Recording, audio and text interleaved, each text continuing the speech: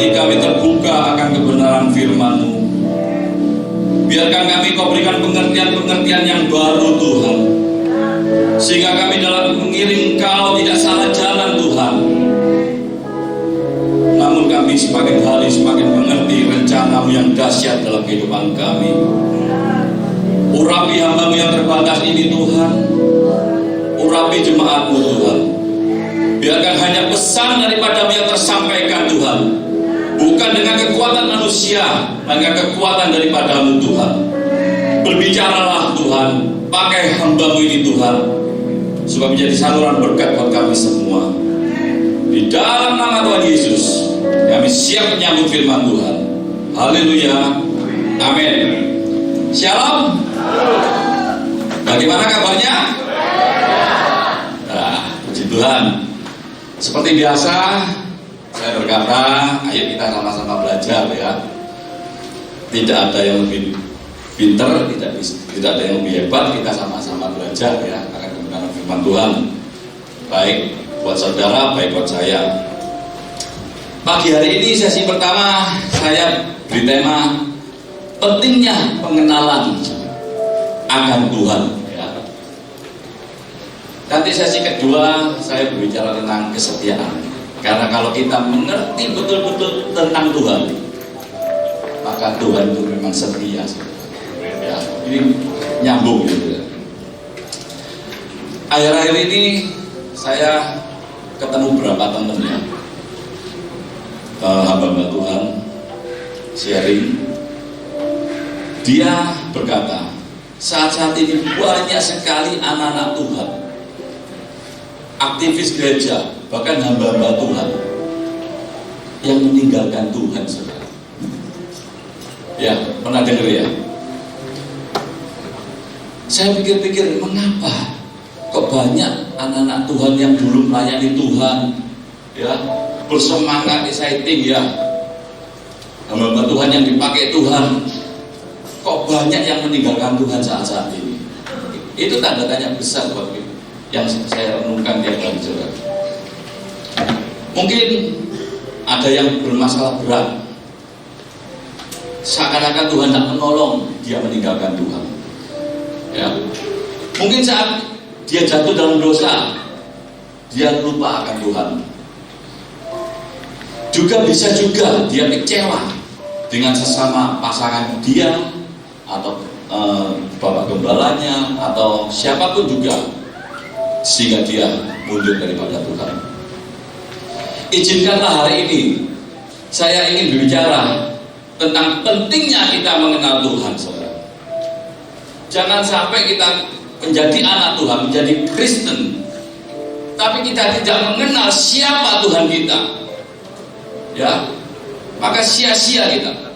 Pagi hari ini saya tekankan bahwa pengenalan akan Tuhan itu sangat-sangat penting, sangat-sangat penting. Kalau kita tidak mengenal Tuhan, maka kita akan bereaksi yang salah. Di saat masalah itu ada datang, problem itu ada, kita memberikan reaksi yang salah. Tuhan, mengapa kau tidak menjawab doaku? Tuhan, seakan-akan kau jauh dari. Maka dari itu, saudara, pagi hari ini saya ingin memberikan sesingkat-singkatnya. Kalau ini diuraikan lama, ya, sesingkat-singkatnya saya menguraikan pagi hari ini, supaya pada waktu kita menghadapi tantangan dalam hidup ini, kita bisa berespon dengan benar dan menjadi pemenang dalam kehidupan ini. Ya, saya kasih contoh di kisah Maria ya, di Lukas 1 ayat 37 sampai 38. Lukas 1 ayat 37 sampai 38. Sebab bagi Allah tidak ada yang mustahil. Kata Maria, sesungguhnya aku ini adalah hamba Tuhan, jadilah padaku menurut perkataanmu itu. Lalu malaikat itu meninggalkan dia. Amin. Di ayat 37 dikatakan, tidak ada yang mustahil bagi Tuhan. Ya, itu kata, bukan kata Maria, saudara. Itu kata malaikat kepada Maria. Ya. Malaikat berusaha menceritakan realita Tuhan, kemahakuasaan Tuhan. Siapa sih Tuhan itu? Ya. Bukan Maria yang berkata tidak ada yang mustahil bagi Tuhan, malaikat yang berkata bahwa Tuhan kita adalah Tuhan yang tidak terbatas, Tuhan yang bisa melakukan segala perkara. Kemahakuasaannya begitu luar biasa ya, itu harus kita mengerti ya. Sebab bagi Allah tidak ada yang mustahil. Maria berkata, sesungguhnya aku ini hamba Tuhan. Maria berkata, sebenarnya aku ini hamba Tuhan. Dia memposisikan diri sebagai hamba, saudara. Ya. Dan jadilah padaku menurut perkataanmu. Jadi bukan menurut perkataan kita sendiri. Seringkali kita ngikuti Tuhan menurut keinginan kita, pikiran kita yang kita lakukan semuanya, bukan kehendak Tuhan yang dilakukan. Saya pernah berbicara dengan seseorang ini. Misalkan kita punya anak umur 12 tahun. Dia itu pastinya kan harusnya sekolah. Misalkan dia bilang ke orang tuanya, "Ma, Pak, mulai besok saya tidak sekolah. Saya ingin bantu kerja papa mama," misalkan ini ya. Apakah itu benar, saudara? Secara logika itu benar. Mungkin orang tuanya nggak mampu, ya. Tetapi rencana Tuhan, ya, apa yang harus dilakukan? Harus sekolah dulu. Ya, karena itu waktu itu memang harus sekolah. Kata mustahil dalam bahasa Yunani, saudara, yang saya lihat itu adinatio, artinya mustahil atau tidak berkuasa. Adinatio itu ada arti yang kedua, yaitu tidak bisa terselesaikan. Tetapi malaikat itu berkata tidak ada yang mustahil. Itu berarti lawan katanya. Berarti Tuhan Maha Kuasa sehingga dapat menyelesaikan segala sesuatunya, saudara. Tuhan tidak terbatas, Tuhan mampu menyelesaikan segala sesuatu. Jadi kita harus mengenal dulu siapa Tuhan kita. Kadang-kadang maaf ya, ada orang itu menghadapi tantangan dalam proses kehidupan. Dia tuh di tengah-tengah lemah, dia meninggalkan Tuhan. Padahal selangkah dua langkah lagi dia memperoleh kemenangan. Mengapa demikian? Banyak hamba Tuhan, banyak anak-anak hamba Tuhan yang jatuh dalam dosa. Googling di Google, hamba Tuhan yang besar, anaknya narkoba, anaknya gini, anaknya gini, anaknya gini. Mengapa? Karena orang tuanya tidak bisa memberikan pengenalan akan Tuhan, tidak bisa memberikan cermin ada Tuhan dalam kehidupannya, sehingga anaknya tidak bisa melihat ada Tuhan di dalam kehidupan orang tuanya. Maka dari itu, pengenalan akan Tuhan itu begitu penting. Seperti Maria, dia berkata, aku ini hamba Tuhan.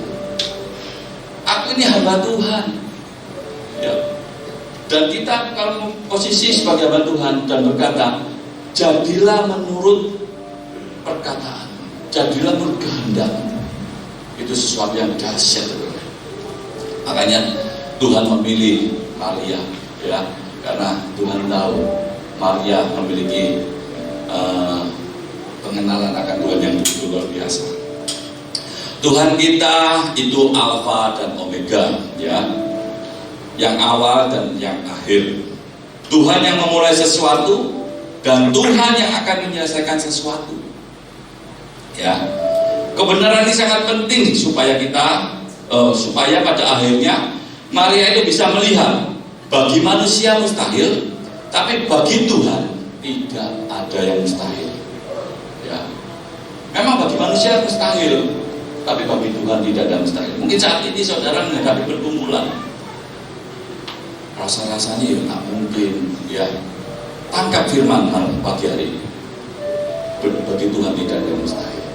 Karena kita milik Allah yang tidak terbatas, Allah yang sungguh-sungguh kemahakuasaannya utuh, tidak terbagi-bagi. Ya, itu harus kita tanamkan. Kalau kita pengiring Tuhan itu masih banyak keraguan, banyak kebimbangan, logika kita yang dipakai, kemampuan kita yang dipakai, maka kuasa Tuhan tidak akan terjadi, tidak akan tersampaikan buat kita. Ya. Inilah yang harus Maria pahami, bahwa Tuhan itu besar, Tuhan, kuasa Tuhan tidak terbagi-bagi. Dia utuh, Dia Maha Kuasa, mencetuskan segala sesuatu, maka Tuhan bertanggung jawab menyelesaikan segala sesuatu yang merupakan kehendak Tuhan. Maria mengandung Yesus, itu kan kehendak Tuhan, ya. Dan rencana Tuhan pasti terselesaikan dengan baik. Terselesaikan dengan baik. Tuhan bertanggung jawab, ya. Pemahaman ini diajarkan malaikat kepada Maria, tapi puji Tuhannya, Maria itu seorang hamba, cuma seorang hamba. Dia memberikan respon yang baik. Dia mengerti langsung, saudara. Dia paham betul apa yang diajarkan malaikat kepada dia. Ya. Mungkin saat ini ya, termasuk saya ya. Saya dengarkan orang khotbah itu sudah ribuan kali mungkin ya. Tapi belum tentu loh saya dengar-dengaran melakukan firman Tuhan. Belum tentu loh saya menangkap firman Tuhan itu. Belum tentu kita melakukan firman itu. Tapi Maria pada waktu malaikat itu datang, ya, dengan segala konsekuensinya, dia belum menikah, belum dijamah oleh Yusuf. Tapi malaikat berkata, engkau akan mengandung, ya. Terus Maria, loh kok mana mungkin ini terjadi, aku belum menikah. Tapi malaikat itu berkata, tidak ada yang mustahil bagi Tuhan, ya. Maria berkata hamba Tuhan itu biasanya orang-orang pakai kata dolos, orang. Dolos itu hamba Tuhan ya artinya ya. Tapi Maria tidak pakai kata dolos, dia pakai bahasa dule. Dule itu saudara ya, artinya saya ini cuma budak perempuan. Saya ini cuma hamba perempuan yang sengaja dan sadar mengikatkan diri kepada Tuhan, biar kehendak Tuhan yang jadi. Lebih dalam lagi daripada dolos, ya. Jadi dia dengan sengaja mengikatkan diri biar kehendak Tuhan yang jadi. Ini luar biasa. Seperti Tuhan Yesus ajarkan loh. Pada waktu di Getsemani, Tuhan Yesus ketakutan sampai darah, saudara. Sebagai manusia dia sangat ketakutan. Tapi dia berkata, biar kehendak Tuhan yang jadi. Ini powerful, ya. Jika kita bisa berkata di saat kita menghadapi pergumulan, aku ini hamba-Mu Tuhan, aku ini milik-Mu, aku ini anak-Mu. Biarkan kehendak-Mu yang tergenapi dalam kehidupan kami. Wah, kira-kira Tuhan itu tersentuh. Kira-kira Tuhan itu akan tak kira tego, gitu ya. Tak kira tego. Tapi dengan segenap hati kita berkata, biarkan kehendak Tuhan yang jadi. Ya, kita harus meniru Maria ya. Jadi singkat cerita, Maria berkata tidak mungkin, tapi malaikat berkata tidak ada yang mustahil. Dan betul-betul Maria sadar bahwa kehendak Tuhanlah yang jadi dalam kehidupannya. Tuhan ingin mengikatkan diri kepada kita, saudara. Tuhan tuh ingin mengikatkan diri pada kita. Tapi kalau kita tidak mau mengikatkan diri dengan Tuhan, ya tidak bisa apa-apa Tuhan itu. Betul tak? Pada waktu Maria didatangi malaikat dan berkata tidak ada yang mustahil bagi Tuhan, kau akan mengandung seorang putra mahkota. Kalau Maria tidak mau, ya tidak bisa berbuat apa-apa loh. Betul, saudara? Betul. Jadi ada satu respon di dalam kehidupan kita. Itu yang Tuhan inginkan dari kita. Makanya kita dikasih problem, dikasih persoalan, tujuannya Tuhan ingin tahu respon kita dalam menghadapi problem itu. Ini sangat penting, saudara. Sangat penting. Kalau Tuhan ingin nginget kita, tapi kita tidak mau, ya bagaimana? Di firman Tuhan dikatakan, walaupun kita tidak setia, Tuhan tetap setia. Dahsyat, men. Sungguh loh, saya ini merasa kalau kita mengenal Tuhan ya, tidak ada yang ditakutkan dalam kehidupan ini. Tidak ada yang perlu dikhawatirkan. Biarkan dan Tuhan yang jadi. Kalau kita benar-benar hati kita mengikat kepada Tuhan, mengikatkan diri pada Tuhan, maka rencana Tuhan, apapun rancangan Tuhan, pasti tergenapi dalam kehidupan kita. Dan saudara harus tahu, perancangan Tuhan, rencana Tuhan itu pasti indah pada waktunya. Itu goalnya Tuhan, saudara. Itu goalnya Tuhan. Mengapa Tuhan tahun-tahunan berpuluh-puluh tahun tidak ada jawaban? Karena kita tidak mau mengikatkan diri pada Dia. Kita cuma aktif ke gereja, tapi kita tidak mengenal tentang Tuhan, tidak mengenal pribadi Tuhan itu sendiri. Walaupun kita sudah tiap hari ke gereja, kita tidak mengenal siapa pribadi Tuhan itu sendiri. Sayang saudara, sangat disayangkan. Ya, Tuhan kasih kita kan kebebasan ya, free will ya, untuk memilih. Tuhan kasih arahan, nasihat ya, petunjuk buat kita ya, melalui firman Tuhan, melalui teman, mau majelis maupun pengurus dan macam. Kalau kita tidak mau melakukannya, itu kan semua tergantung pilihan kita ya. Tidak bisa Tuhan tidak bisa berbuat apa-apa. Saudara-saudaraku yang kekasih, pernyataan Maria ini sungguh-sungguh berat, saudara. Saudara tahu, pada zaman Maria waktu itu, ya, kalau orang perempuan mengandung sebelum menikah, ada 2 hukum yang bisa dilakukan, yang legal. Yang pertama, kalau orang itu mengandung sebelum menikah, maka masyarakat umum itu berhak melempari batu sampai mati. Dua yang dilegalkan pada waktu zaman itu. Jika memang masyarakat tidak mau melemparkan batu kepada Maria, bahwa orang tua Maria harus mengikatkan Maria sendiri dan melempar ke dalam sumur sampai mati. Itu hukum waktu itu. Maria pada waktu itu secara logika, dengan hukum yang seberat itu, dengan konsekuensi seberat itu, mestinya dia berkata tidak. Betul kan? Berat tuh. Tapi karena Maria begitu mengenal, begitu dalam mengenal Tuhan, dia mengambil, aku ini loh hamba-Mu Tuhan, jadilah padaku sesuai kehendak-Mu. Karena apa dasarnya? Dia mengerti tentang Tuhan. Padahal jujur ya, kalau saya di posisi Maria, ya wis pasti tidak lah, sungguhan. Karena hukumannya mati, dirajam dengan batu. Kita hujan ini tidak datang, ibadah jujur, pray. Loh iya, memang kenyataannya. Apa-apa sedikit, apa tidak usah. Ini Maria ini harus kita tiru, nyawa yang kita pertaruhkan. Tapi dasarnya apa? Pengenalan akan Tuhan. Kalau kita tidak mengenal Tuhan ya begitu. Titik-titik moto, aku keluar jadi gini, aku keluar jadi gini, aku keluar dari grup aku. Saya mikir lagi, siapa sih kita ini? Tuhan tidak butuh kita kok. Kita yang butuh Tuhan. Pasal koyo keakuannya itu begitu kuat. Aku disakiti, aku tidak cocok ambilnya, aku keluar aja. Saya mikir lagi. Dasar pengenalannya itu tidak ada sama sekali. Siapa yang kita layani itu tidak ada sama sekali. Bagaimana janji Tuhan bisa tergenapi, saudara? Kalau kita tidak mengenal Dia, saudara mungkin tahu saya, ya, tapi tidak mungkin kenal saya, sedalam istri saya. Betul, dari luar saya baik, semua baik di gereja ini, belum tentu di luar gereja kita baik. Pengenalan itu sangat penting, saudara.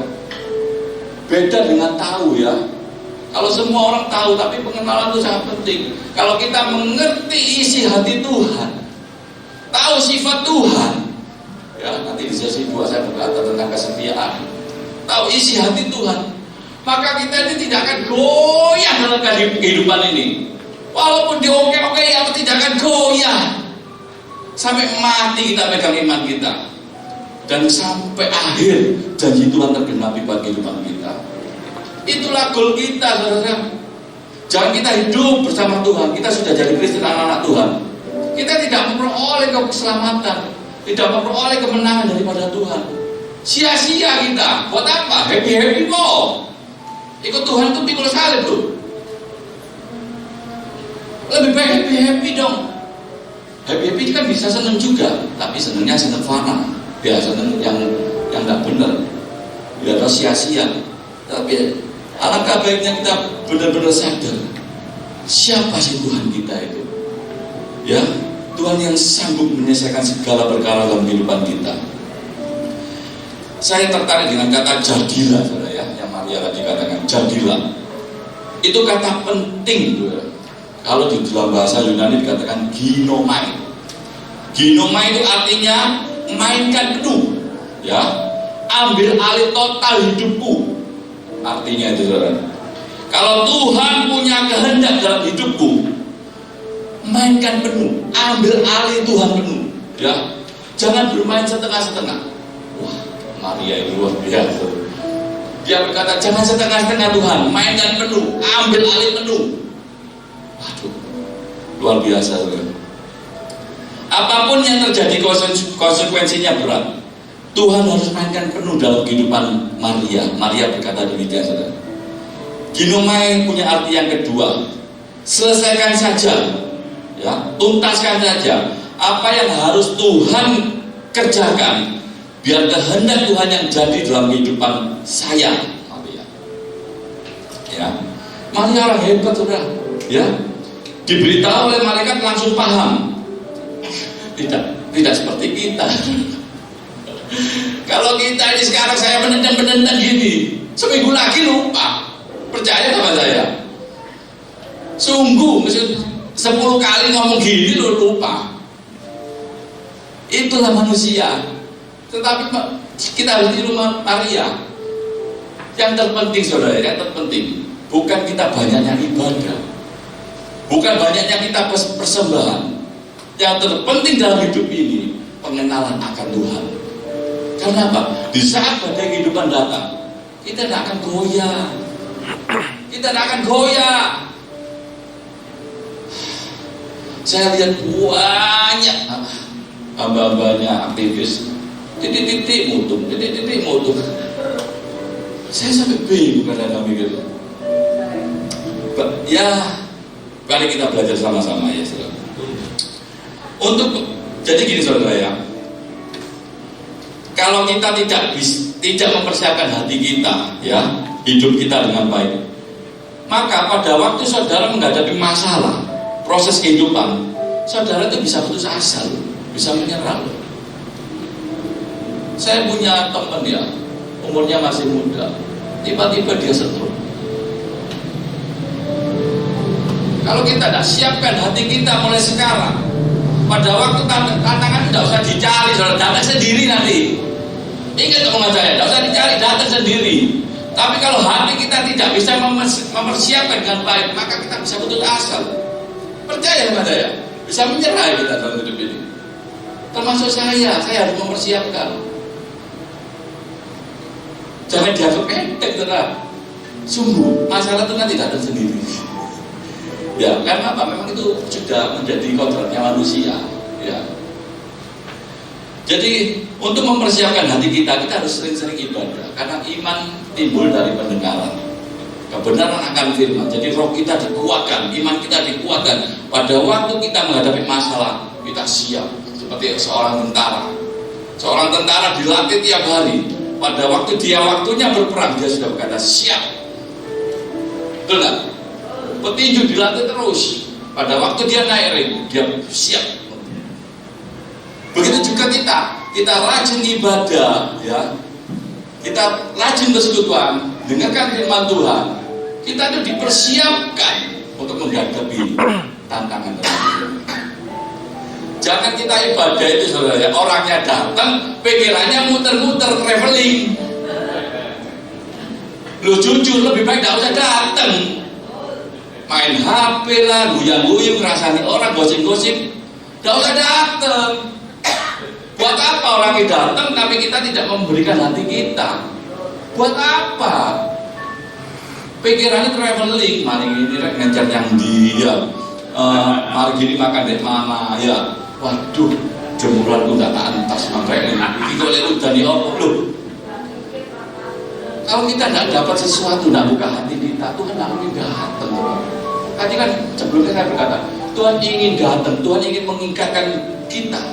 mengikat dirinya kepada kita. Kalau kita tidak buka hati, saya ingin bertamu ke rumah saudara, ya, tapi saudara tidak buka pintu buat saya masih bisa masuk. Betul? Pasti saudara bukakan pintu. Oh ya, monggo, masuk, saya akan masuk. Kalau saudara tidak buka pintu hati saudara, Tuhan tidak akan masuk. Selamanya saudara akan mengalami hal-hal pergumulan terus. Karena apa? Prosesnya Tuhan itu loh selalu terus diadakan karena Dia mengasihi saudara, karena Dia ingin saudara mengenal Dia lebih dalam lagi. Saudara-saudara yang dikasihi dalam Tuhan, kalau kita betul-betul mengenal siapa Tuhan kita, Dia pasti akan bertanggung jawab atas hidup kita. Bukan karena bertanggung jawab kita pasti kaya, bukan saudara. Bukan sakit disembuhkan, bukan saudara. Melainkan Dia selalu menyertai kita.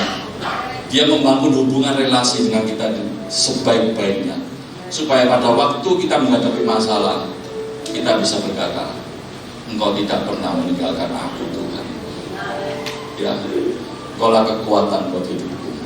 Ya, banyak tokoh-tokoh Alkitab yang tidak saya sampaikan ya karena waktu ya.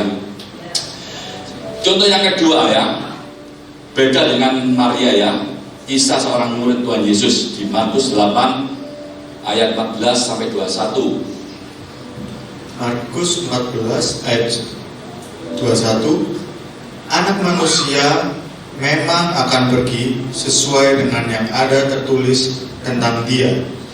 Akan tetapi celakalah orang yang olehnya Anak manusia itu diserahkan.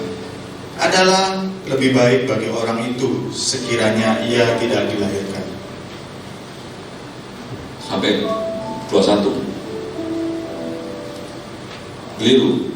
Markus 8 ayat 14 sampai 21. Markus 8 ayat 14 sampai 21. Kemudian ternyata murid-murid Yesus, ya betul, lanjut. Kemudian ternyata murid-murid Yesus lupa membawa roti, hanya sebuah saja yang ada pada mereka dalam perahu. Lalu Yesus memperingatkan mereka, katanya, berjaga-jagalah dan awaslah terhadap ragi orang Farisi dan ragi Herodes. Maka mereka berpikir-pikir dan seorang berkata kepada yang lain, itu dikatakannya karena kita tidak mempunyai roti. Dan ketika Yesus mengetahui apa yang mereka perbincangkan, Ia berkata, mengapa kamu memperbincangkan soal tidak ada roti? Belum jugakah kamu faham dan mengerti? Telah degilkah hatimu? Kamu mempunyai mata, tidakkah kamu melihat? Dan kamu mempunyai telinga, tidakkah kamu mendengar? Tidakkah kamu ingat lagi pada waktu aku memecah-mecahkan 5 roti untuk 5.000 orang itu, berapa bakul penuh potongan-potongan roti kamu kumpulkan? Jawab mereka, 12 bakul. Dan pada waktu 7 roti untuk 4.000 orang itu, berapa bakul penuh potongan-potongan roti kamu kumpulkan? Jawab mereka, 7 bakul. Lalu katanya kepada mereka, masihkah kamu belum mengerti? Amin. Yang dimaksud dengan ragi Herodes dan ragi Farisi adalah hati-hati dengan kemunafikan ya, munafik ya. Banyak anak-anak Tuhan, hamba-hamba Tuhan yang masih hidup dalam kemunafikan. Dia casingnya alim, ya, pintar melayani, tapi hidupnya masih penuh dengan dosa. Ini Tuhan Yesus ingatkan tentang kepada murid-muridnya tentang munafik ya. Kita tidak bolehlah jangan menjadi orang munafik, karena munafik itu tidak ada tempat di dalam kerajaan Allah. Di Matius 23 kata-kata munafik, kemunafikan itu sampai Tuhan Yesus katakan 8 kali. Di Matius, pada waktu Tuhan Yesus ngajar ke murid-muridnya, kata kemunafikan itu 8 kali. Jadi saudara harus paham, hidup ini tidak ada yang tersembunyi bagi Tuhan ya. Jadi kita harus betul-betul sadar dan bahwa Tuhan Yesus tahu segala-galanya tentang kita. Kalau kita baca tadi di ayat itu ya, banyak kata-kata roti, ya. Roti itu berbicara tentang kebutuhan jasmani kita. Ya, seringkali kita itu selalu bergumul di dalam kebutuhan jasmani kita. Tubuh kita cuma yang dipikir tubuh kita, roh kita tidak kita pikir. Padahal ya, kita harus selaras antara tubuh dan roh. Kita tiap hari harus makan tubuh dan roh, ya. Jadi saudara-saudara, kalau kita mengerti ya, seperti Maria, dia akan memberikan respon ya tadi yang baik ya. Dia cuma seorang hamba, beda dengan murid itu. Murid-murid Tuhan Yesus tuh tiap hari jalan bersama Tuhan sendiri. Dia melihat mujizat itu sendiri. Dia murid-murid itu melihat perbuatan Tuhan itu setiap hari. Tetapi murid itu mengapa kok yang dipikir tentang roti? Mengapa dia selalu berpikir tentang kemunafikan? Kok sampai Tuhan ingatkan? Murid-murid Tuhan itu selalu bareng. Tapi mengapa Tuhan Yesus kok ingatkan seperti itu? Ya, seringkali kita juga seperti murid-murid itu, saudara. Sudah merasa jadi anak Tuhan sudah lama, sudah menjadi aktivis, sudah menjadi pelayan Tuhan, sudah menjadi apalagi hamba Tuhan. Tetapi kita itu pikiran kita nih selalu pikiran roti, ya, selalu memikirkan hal-hal yang keduniawian, gitu. Dan itu pun kadang-kadang kita pakai pelayanan kita sebagai tameng, sebagai fit, biar tak kelihatan elek, sebagai tameng. Itu Tuhan tak berkenan, saudara. Kita harus mengerti betul-betul siapa sih Tuhan itu. Goal Tuhan, saudara saya, kita anak-anaknya harus paham betul kemahakuasaan Tuhan. Kita harus benar-benar paham siapa sih Tuhan kita, ya. Sekali lagi saya tekankan, kita harus paham siapa sih Tuhan kita. Mata kita harus terbuka melihat pertolongan dan mujizat Tuhan yang Tuhan lakukan buat kita. Contoh ya saudara, ya. Saya ambil contoh. Misalkan saudara punya sahabat karib. Saudara curhat ke saudara ini ke belakang, ya. Cerita luar dalam, tapi saudara, teman saudara nggak ngerti-ngerti. Pegel nggak saudara? Pegel nggak? Nggak ada orang yang jadi. Kira-kira misalkan kita punya sahabat, kita curhat, kita belak-belakan semua. Terus teman saudara itu nggak ngerti, kira-kira pegel nggak? Ya, apalagi Tuhan, saudara. Tuhan tuh gak kurang-kurang loh kita dinasehati, ya, disertai, dikasih arahan, dibimbing. Tapi kita nggak ngerti-ngerti, kira-kira Tuhan pegel nggak? Enggak. Tuhan kita panjang sabar, ya. Tuhan kita panjang sabar. Beda sama kita, kalau kita pegel, tapi Tuhan kita panjang sabar. Dia menantikan terus kita. Ya saudara, kita harus ingat ya, ujian sekolah minggu ya. Ada berkata, hitunglah berkatmu satu-satu, ya. Kita tidak boleh setiap kebaikan Tuhan, pertolongan Tuhan itu kita lupakan, jangan. Kita harus susun rapi di hati kita, ya, harus kita tata di hati kita. Karena apa? Nanti itu kebaikan-kebaikan Tuhan yang kita tata di hati kita itu menjadi tameng, menjadi perisai di saat kita menghadapi masalah. Ya, seperti misalkan kita, maaf ya, ada teman-teman kita misalkan kesulitan ekonomi.